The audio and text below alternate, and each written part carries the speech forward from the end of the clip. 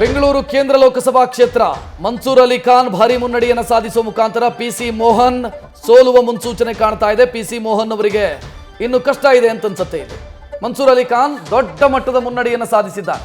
68,515 ಮತಗಳಿಂದ ಮನ್ಸೂರ್ ಅಲಿ ಖಾನ್ ಮುನ್ನಡೆಯಲ್ಲಿದ್ದಾರೆ.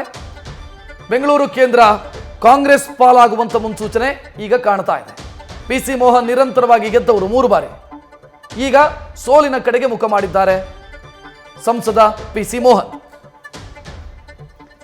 ಧಾರವಾಡದಲ್ಲಿ ಪ್ರಹ್ಲಾದ್ ಜೋಶಿ ಮತ್ತೊಮ್ಮೆ ಗೆಲುವನ್ನ ದಾಖಲು ಮಾಡಿದ್ದಾರೆ. 80,000ಕ್ಕೂ ಅಧಿಕ ಮತಗಳಿಂದ ಪ್ರಹ್ಲಾದ್ ಜೋಶಿ ಕಾಂಗ್ರೆಸ್ನ ಅಭ್ಯರ್ಥಿ ವಿನೋದ ಸೂಟಿಯವರ ವಿರುದ್ಧ ಗೆಲುವನ್ನ ದಾಖಲು ಮಾಡುವಲ್ಲಿ ಸಕ್ಸಸ್ ಆಗಿದ್ದಾರೆ.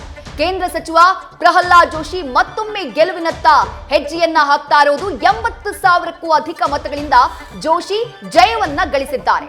ಒಂದ್ ಕಡೆ ಬೀದರ್ನಲ್ಲಿ ಗಮನಿಸ್ತೀರಿ ನೀವು, ಕೇಂದ್ರ ಸಚಿವರಾಗಿರುವಂತಹ ಭಗವಂತ ಖೂಬಾ 26 ವರ್ಷದ ಸಾಗರ್ ಖಂಡ್ರೆ ಅವರ ವಿರುದ್ಧ ಸೋಲನ್ನ ಅನುಭವಿಸಬೇಕಾಗುತ್ತೆ.